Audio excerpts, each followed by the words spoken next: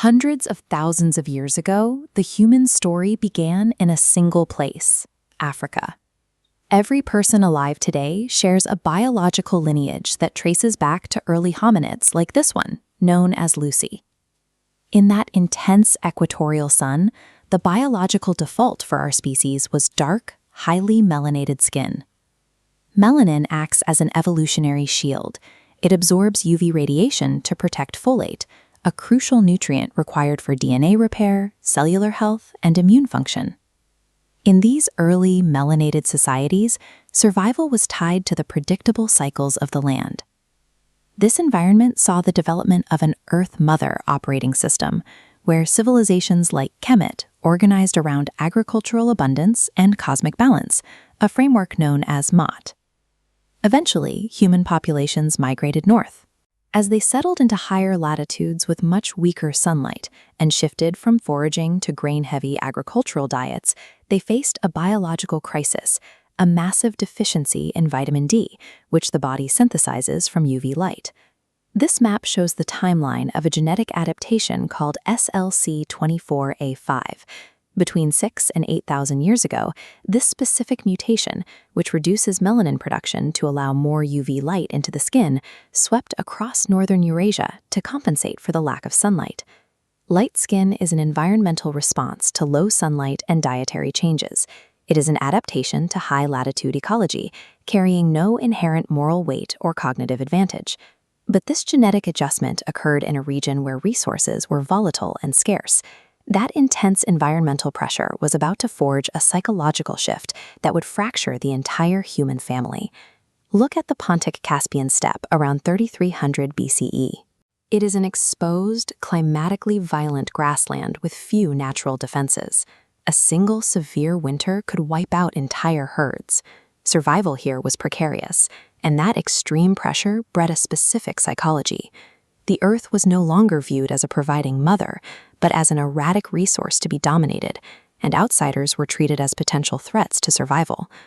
A group known as the Yamnaya adapted to this scarcity by developing technologies to control their environment and defend their resources. They were among the first to domesticate the horse, and they forged bronze weapons for warfare. Their worldview reflected their military expansion. They developed a sky father theology, where divinity was placed high in the bright sky, detached from the physical earth, and associated with a patriarchal hierarchy that demanded the conquest of new territory. This chart illustrates the velocity of their movement.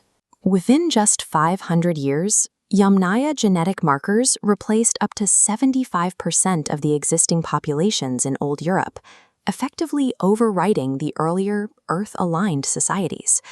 This mass displacement installed a new operating system across Eurasia.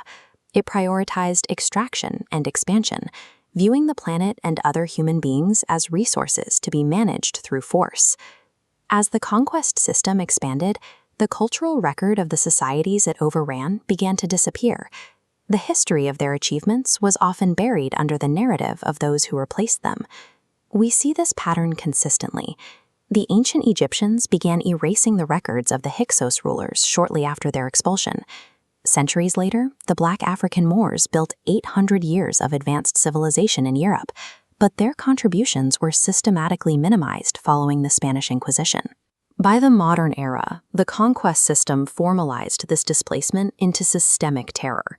Groups formed to protect the artificial hierarchy, using coordinated violence to maintain the dominance of one group over another. Over time, that violence was codified into law. Bureaucratic systems of segregation and the creation of legal waiting rooms ensured that the hierarchy of the conquest system remained the governing logic of society. Today, this governing logic targets biology itself. Emerging research points to neuromelanin as a potential biological semiconductor, operating as a cellular network capable of processing electromagnetic and environmental signals. Despite these findings, the institutional framework remains resistant. Major scientific bodies consistently underfund melanin research, leaving a gap in our understanding of one of the body's most active biological conductors. While researchers explore these frontiers, the persistence of the old narrative serves a clear purpose. Proving that melanin has a high-order biological function would challenge the long-standing framework that positioned light skin as the biological standard. The modern world is grappling with what researchers call a plague inheritance, a cycle of ecological stress and social fracture.